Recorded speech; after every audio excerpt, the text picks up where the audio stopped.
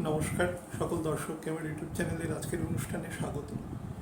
আজকে যে টপিক নিয়ে আলোচনা করব সেটা আগামী ২৬ তারিখ যে চন্দ্রগ্রহণ হতে চলেছে তার উপরে একটা খুব সংক্ষিপ্ত আলোচনা করার চেষ্টা করব। বহু প্রশ্ন এসছে চন্দ্রগ্রহণ নিয়ে। আমি জানি না যে মানুষ একটু নেগেটিভ আসপেক্টের মধ্যে রয়েছে বর্তমানে, প্যান্ডেমিকের কারণ হোক বা অন্যান্য বিভিন্ন কারণে হোক, মুখ্যত শনির কারণে রয়েছে। শনি চন্দ্রের নক্ষত্রে রয়েছে এবং শনির ভেলোসিটি এখন একদম কম আছে। আজকে আমি যখন রেকর্ড করছি, আজকে ৯ তারিখ দুপুরবেলা, তো আগামী ১২-১৩ দিন পরে শনি বকরি হয়ে যাবে। শনির গতি এখন ১ মিনিটের কাছাকাছি আছে, ১ থেকে ১.৫ মিনিটের মতন আছে। তো এই ফেজে মানুষের মনকে অত্যন্ত ভারাক্রান্ত করছে।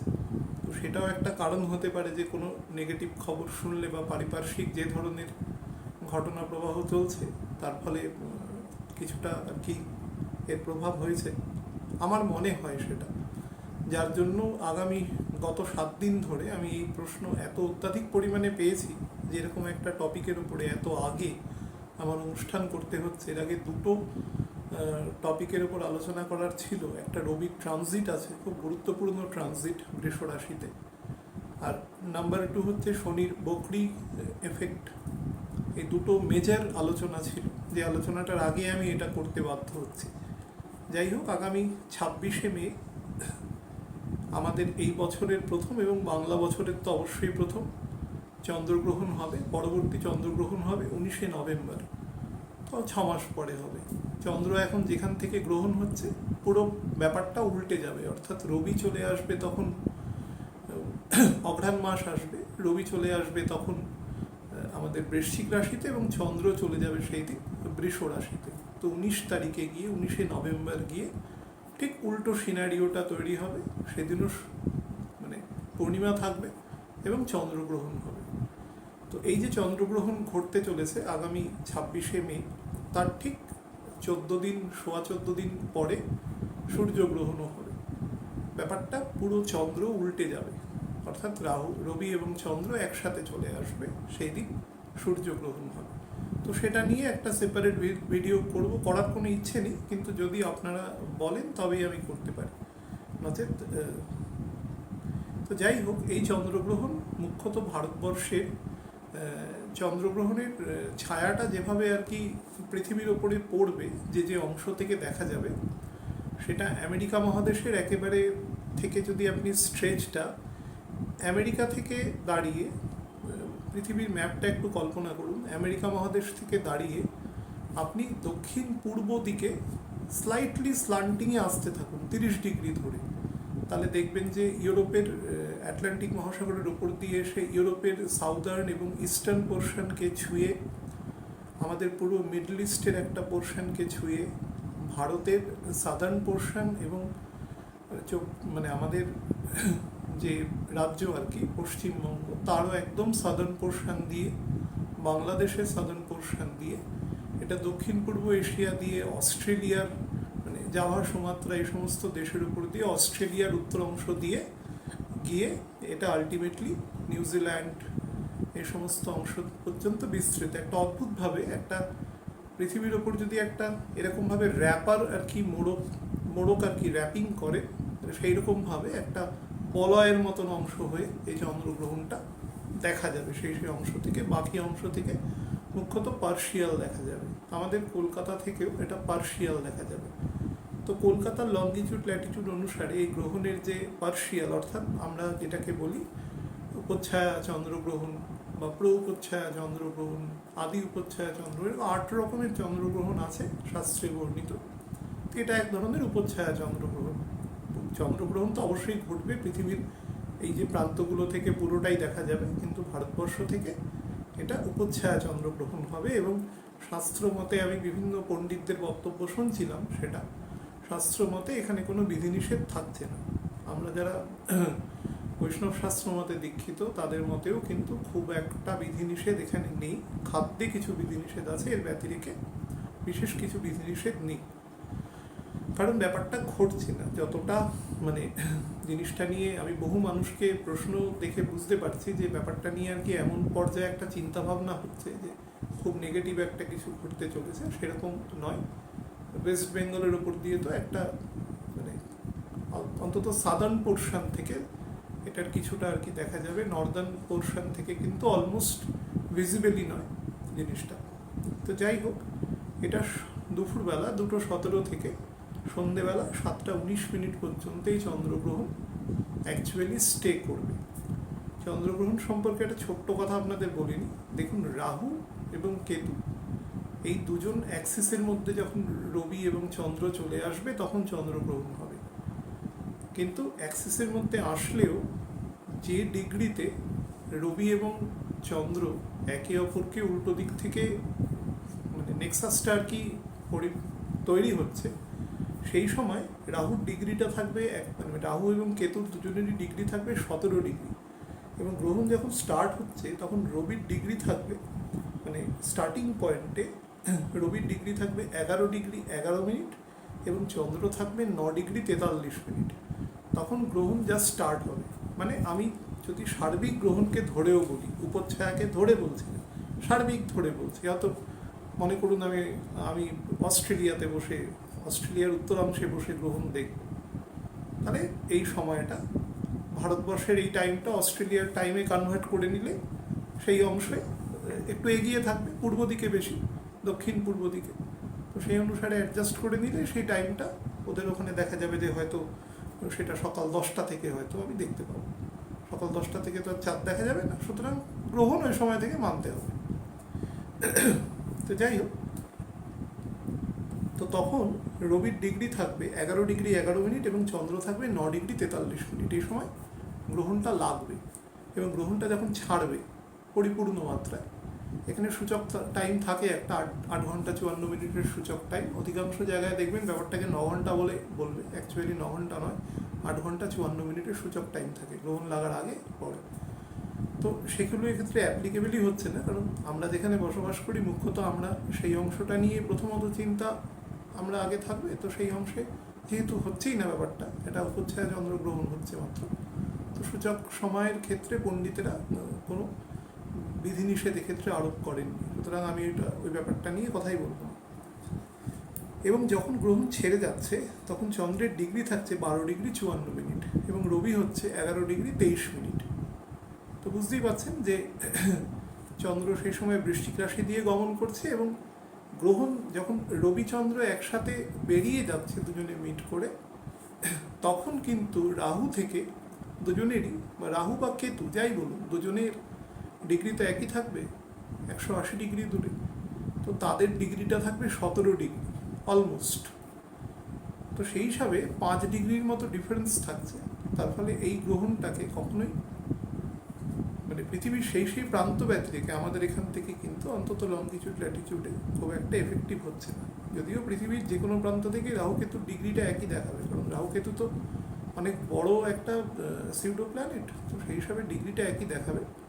কিন্তু ভারতবর্ষে থেকে যেই না শিফট হয়ে যাবে, রবি চন্দ্রের ডিগ্রি কিন্তু শিফট হয়ে যাবে সঙ্গে সঙ্গে, কারণ বিশেষ করে চন্দ্রের ডিগ্রিটা শিফট হবে, কারণ চন্দ্র খুব ছোটো একটা স্যাটেলাইট। তো সেক্ষেত্রে এখান থেকে যা মাপবেন, আপনি যদি চেন্নাই চলে যান দেখবেন ডিগ্রি শিফট হয়ে গেছে। যাই হোক, আমি এত জটিল বিশ্লেষণে যাচ্ছি না, আমাদের এখান থেকে উপচ্ছায়া চন্দ্রগ্রহণ দেখা যাবে। অ্যাকচুয়াল গ্রহণটা স্থায়ী হবে আমাদের শাস্ত্র অনুসারে, একেবারে পরিষ্কার বলা আছে। এবছর যারা শুরুর দিকে আর কি উপক্রমিকা বা এই জাতীয় বইপত্র পড়েন এখনো পর্যন্ত, তারা দেখবেন যে এই গ্রহণটা স্থায়ী হবে 19 মিনিট 23 সেকেন্ড, অর্থাৎ যেটা পূর্ণ গ্রহণ 1 ডিগ্রি ক্রস করবে সেটা হচ্ছে 4:38 মিনিট 58 সেকেন্ড থেকে 4:58 মিনিট 22 সেকেন্ড পর্যন্ত। এই সময়টা পূর্ণ চন্দ্রগ্রহণ থাকবে।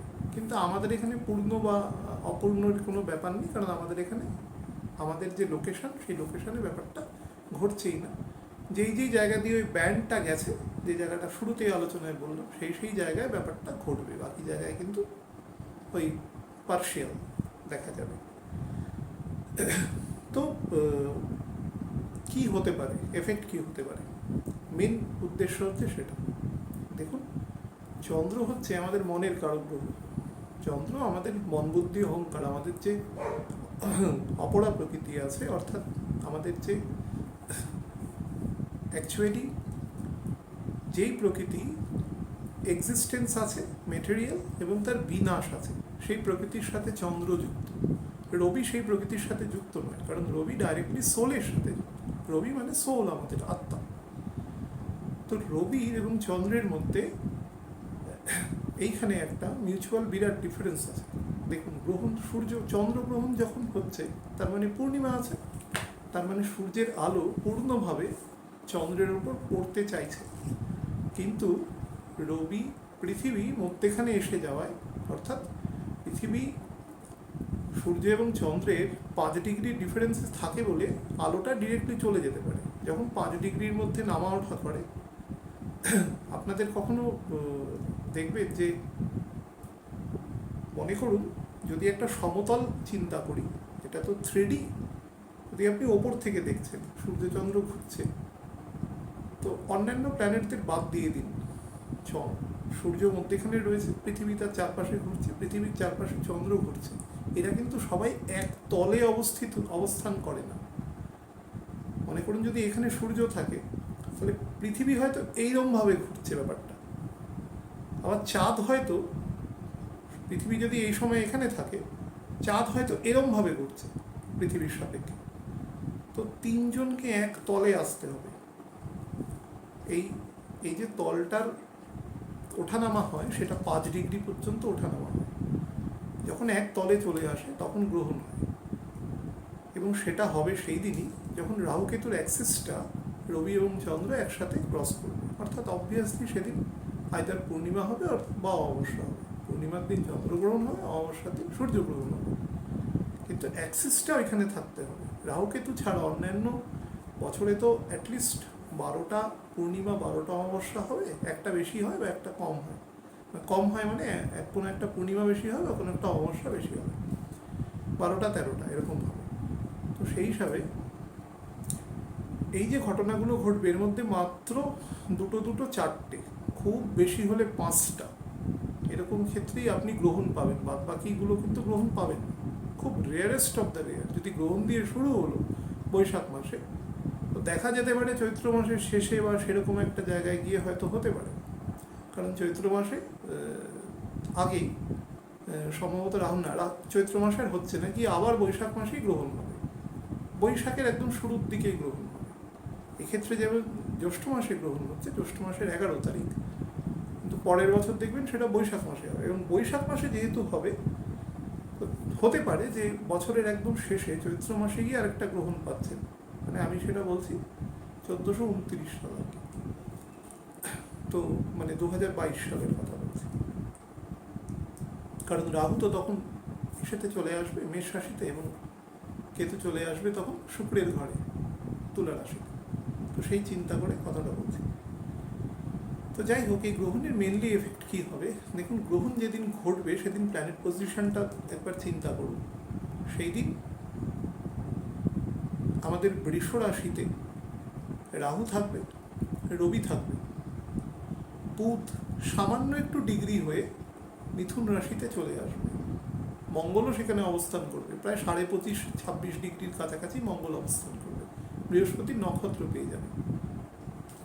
এবং শুক্র একসাথে রবির যে ঘরে অবস্থান করছে, অর্থাৎ সে ঘরেই অবস্থান করবে শুক্র, মানে বৃষ রাশিতে। কিন্তু শুক্র অনেক পরের দিকে, লেট ফেজে অবস্থান করবে, 27-28 ডিগ্রির মতন অবস্থান করবে। শনি তখন বকরি হয়ে যাবে, শনি মোটামুটি 18-19 ডিগ্রি 20 মিনিটের মতন থাকবে, বৃহস্পতি 7 ডিগ্রির ওপরে থাকবে, এরকম একটা সিনারিওতে। এবং রাহুকেতু 17 ডিগ্রি করে থাকবে। চন্দ্র সে সময় 9 ডিগ্রি 43 মিনিট থেকে 9 ডিগ্রি আমাদের 12 ডিগ্রি 54 মিনিটের পর্যন্ত চন্দ্র এক্সপ্যানশনটা হবে আর কি গ্রহণ চলাকালীন। এটা হচ্ছে ওই মুহূর্তে প্ল্যানেট পজিশন। তো রবি থেকে চন্দ্রের অবস্থান কোথায় থাকবে? 4th হাউসে। তো যা চিন্তা করবেন, রবি থেকে চন্দ্রের অবস্থান কোথায় থাকবে? 4th হাউসে। রবি কোথায়? গ্রহণ কে ঘটাচ্ছে? মূলত তো রবি আছে বলে সব কিছু আছে। তো রবিকে সেন্টার করেই আপনাকে চিন্তা করতে হবে। কার জন্য ঘটাচ্ছে সেটা বিষয় না। আমরা সবাই জানি চন্দ্রভানু নামে রাক্ষস ছিল, তাকে ভগবান দ্বিখণ্ডিত করে দিয়েছিল, অমৃত পান করেছিল, তার মস্তকাংশ রাহু এবং দেহাংশকে কেতু হিসাবে। এগুলো তো আমরা সবাই জানি, শাস্ত্রে সব বলা আছে। কিন্তু রাহু কেতুর তো এক্সিস্টেন্স আপনি দেখতে পাবেন না কোথাও। রাহু কেতু আছে যে সেটা অনুভব করতে পারবেন, এটা অনুভূত হবে, কিন্তু তাকে আপনি বলতে পারবেন না যে এখানে রাহু অবস্থান করছে, এখানে কেতু অবস্থান করছে। ছকে আমরা দেখাই, কিন্তু অ্যাকচুয়ালি তো দেখাতে পারবো না। সেখান থেকে বলছি আপনাকে ধরতে হবে রবি থেকে। তো রবির ঘর থেকে 4th হাউসে অবস্থান করবে চন্দ্র এবং কেতু। সুতরাং আমাদের মন অসম্ভব রকম ভারাক্রান্ত করে থাকবে, অসম্ভব রকম। এবং এটা এই সূচক টাইম যেটা বলেছিলাম, অ্যাকচুয়ালি সূচক টাইম পশ্চিমবঙ্গে অ্যাপ্লিকেবল নয়, কিন্তু যেখান দিয়ে গ্রহণ হচ্ছে সেখান থেকে তো অ্যাপ্লিকেবল। তাহলে 8 ঘন্টা 54 মিনিট, আমি অন অ্যান অ্যাভারেজ 9 ঘন্টা ধরে নিচ্ছি। তাহলে 2:17 9 ঘন্টা আগে মানে হচ্ছে মোটামুটি 5:17। তাহলে 5টার পর থেকেই, মানে 26 তারিখ 5টার পর থেকেই দেখবেন মন অত্যন্ত ভারাক্রান্ত। যারা ভোরবেলা ওঠেন তারাই দেখবেন ভোরবেলা উঠেই মন মেজাজ ভালো লাগছে না, কোনো না কোনো কারণে। অন্তত 98% লোককে এফেক্ট দেবে, কারণ চন্দ্র অলমোস্ট সবাইকেই তার মানে ব্যারিয়ারের মধ্যে নিয়ে আসে, যেহেতু পৃথিবীর সব থেকে কাছে আছে। নাম্বার 1, অর্থাৎ মানসিকভাবে অত্যন্ত ডিমোরালাইজ থাকা, এই সিচুয়েশনটা ফেস করবে। আর গ্রহণ শেষ হয়ে যাবে কখন? 7:19 মিনিটে, তারপরে 8 ঘন্টা 54 মিনিট, মানে 9 ঘন্টা। তো সেটা হচ্ছে রাত্রির 7টা থেকে 12 ঘন্টা হচ্ছে সকাল 7টা, থেকে 3 ঘন্টা বাদ দিয়ে দিই, তো সেটা হচ্ছে 4টে। তো প্রায় ভোর 4টে 4:30 পর্যন্ত, তার মানে প্রায় একদিন এই এফেক্টটা থাকবে। আপনি রাফলি ভেবে রাখতে পারেন যে 26 তারিখ ভোর 5টা থেকে 27 তারিখ ভোর 5টা পর্যন্ত এই গ্রহণের এফেক্ট মোরলেস আমাদের উপর থাকবে। কোথায় থাকবে? প্রথম থাকবে মানসিক অবস্থান। 4th হাউসকে দেখছি, কালপুরুষের 8th হাউসে রয়েছে, সেখানে কেতু অবস্থান করছে এবং রবি থেকে 4th হাউসে অবস্থান করছে। রবির অবস্থান থেকে তো 7th হাউসেই থাকবে। রবির ঘর থেকে 4th হাউসে, তো সিংহ রাশি থেকে 4th হাউসে অবস্থান করছে। নাম্বার 1। সুতরাং মানসিকভাবে ভারাক্রান্ত থাকবে। চেষ্টা করবেন সেই দিন কোনো ইম্পর্টেন্ট ডিসিশন বা এরকম কিছু না নেওয়ার। নিলেও সেটা যার যার রেসপেক্টিভ পণ্ডিতদের সাথে কথা বলে সেই মোতাবেক সিদ্ধান্ত নেবেন। অর্থাৎ কোনো বড় সিদ্ধান্ত যেখানে টাকা পয়সা ইনভলভ আছে এরকম জায়গা চেষ্টা করবেন অ্যাভয়েড করে যাওয়ার, বা বড় রেসপন্সিবিলিটির ব্যাপার আছে সেটাকে অ্যাভয়েড করে যাওয়ার। 2 নম্বর হচ্ছে যারা অলমোস্ট সর্দি কাশিতে ভোগেন, এখন প্যান্ডেমিক রয়েছে, ফলে সবাই ব্যাপারটা নিয়ে একটু চিন্তিতই রয়েছে। তো সেই সিচুয়েশনে দাঁড়িয়ে প্রত্যেকে চেষ্টা করবেন ঠান্ডা না লাগানো। আমি আগের দিনের অনুষ্ঠানে আপনাদের বলেছিলাম, আমি যেটা সম্ভবত 29 কি 30 তারিখ রেকর্ড করেছিলাম আমার কাজের জায়গা থেকে, আমি আপনাদের বলেছিলাম দেখবেন 2 তারিখ পার হবে, তারপর দেখবেন ফ্রিকুয়েন্টলি বৃষ্টি হবে। তো আজকেও সম্ভবত হতে পারে, এরকম একটা সিচুয়েশন রয়েছে, মেঘ আছে বাইরে। তো যাই হোক, এটা ফ্রিকুয়েন্টলি দেখতে পাবেন। এবং এটা কিন্তু আমি আপনাদের বলেছিলাম যে শুক্র অলমোস্ট একটা ডিগ্রি ধরে আপনাদের বলেছিলাম যে এটা আস্তে আস্তে কিন্তু বর্ষাকাল প্রায় ঢুকে যাবে। এই সিচুয়েশনটা যেতে যেতে তো বর্ষার সাথে এটা প্রায় একটা মার্জিং হয়ে যাবে। এই সময়টা কম বেশি বৃষ্টি হতে হতে হতে হতে হতে হতে গিয়ে মার্জিং হয়ে যাবে। তো ঠান্ডা লাগার যাদের প্রবণতা আছে সেই দিনটা একটু খেয়াল করে চলবেন, কারণ চন্দ্র এক কথায় তো আপনাদের কথা অনুসারে সেটা ডেবিলিটেটেড থাকবে। এমনিতে একটা হীনমন্যতা সৃষ্টি করে, এক ধরনের কৃতজ্ঞতা সৃষ্টি করে। এক ধরনের চন্দ্র যখন নীচ হয়ে যায় তখন বিশেষ করে শনির নক্ষত্রে গ্রহণ হবে, তো শনি নিজে চন্দ্রের নক্ষত্রে আছে, তো এখানে একটা নক্ষত্রে ইন্টারচেঞ্জ আছে। এই ইন্টারচেঞ্জটা কিন্তু মানুষের মধ্যে খুব কৃতজ্ঞতা বাড়াবে। মানুষের মধ্যে নিজের জিনিস, মেটেরিয়াল জিনিসের প্রতি এক ধরনের বোধ, সেটা দেব না, শেয়ার করব না, এক ধরনের যাকে বলা যায় ছোট মানসিকতা তৈরি করবে। তার সাথে মায়ের, আজকে যেহেতু মাদার্স ডে, সুতরাং মায়ের মা বা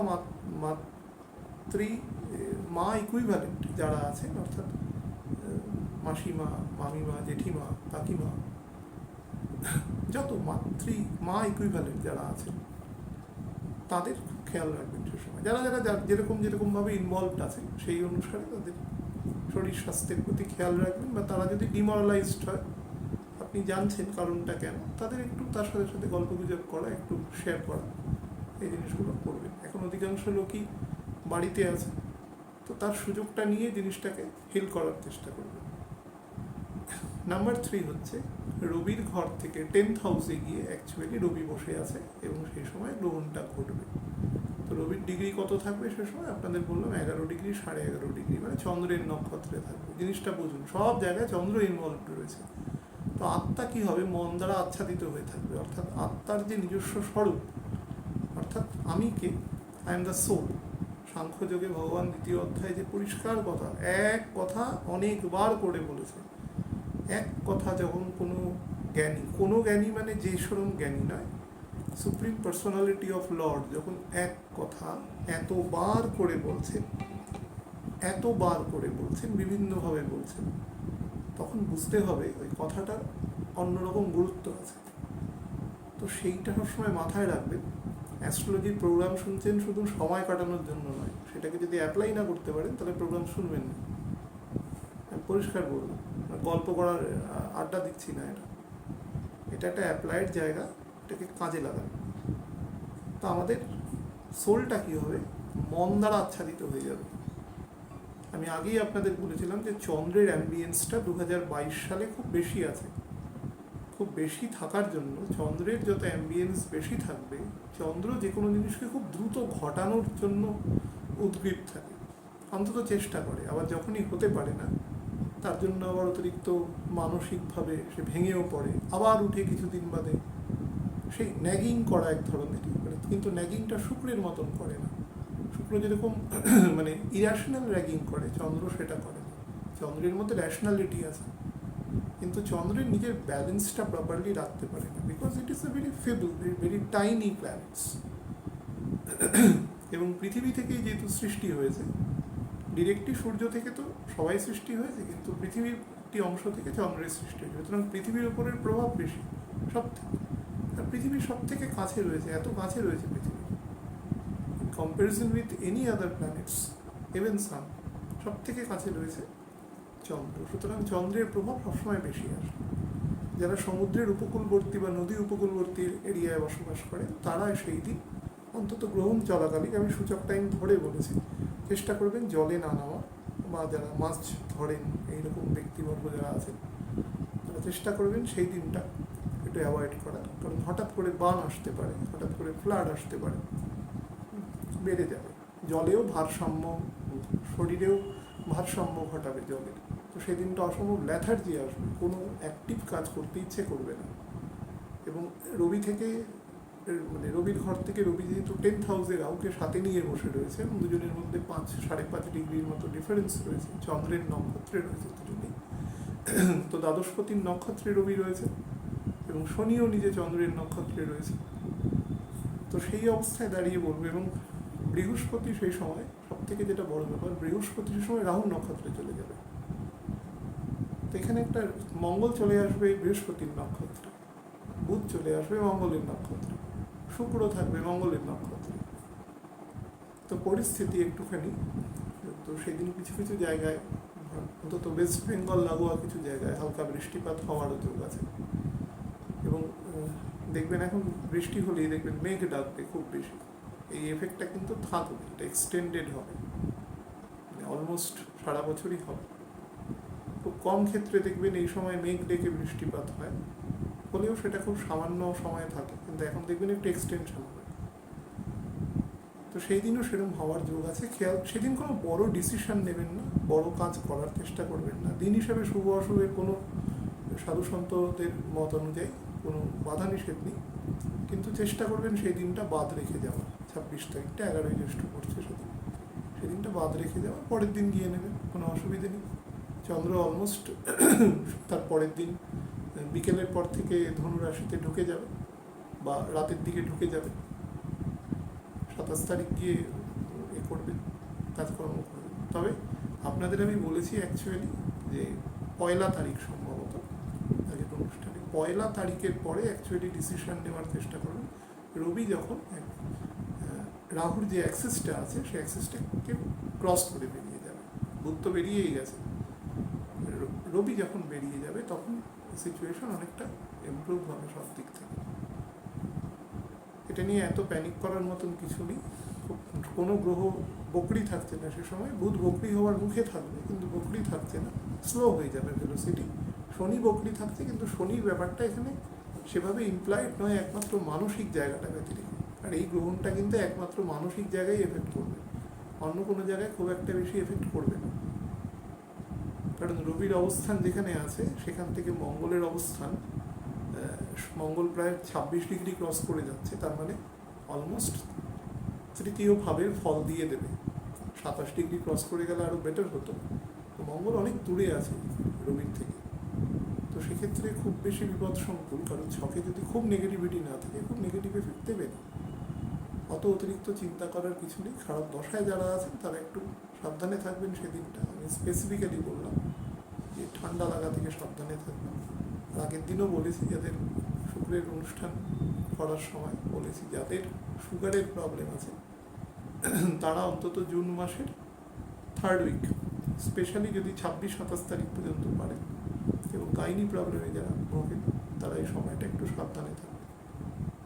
অর্থাৎ খাওয়া দাওয়া বা টেনশন এই জায়গাগুলো থেকে একটু সাবধানে থাকবে। ভালো থাকবেন প্রত্যেকে। সূর্যগ্রহণ নিয়ে বলার আলাদা করে কিছু নেই, কারণ এমন কোনো, কিন্তু যদি আপনারা করেন তবেই আমি বলবো, আদারওয়াইজ আমি নর্মাল আলোচনায় যাব। কারণ স্যাটার্নের পুরো বকরি জায়গাটা নিয়ে বলতে হবে, কারণ এখানে একটি নক্ষত্রের উপরই বকরি থাকবে, সেটা চন্দ্রের নক্ষত্র, খুব ইম্পর্টেন্ট বকরি, সব কিছুকে স্ট্যাগনেশন করবে স্যাটার্ন, এখানে করা শুরু করে দিয়েছে অলরেডি। তো সেই জায়গাটা নিয়ে আলোচনা করতে হবে। ভালো থাকবেন প্রত্যেকে।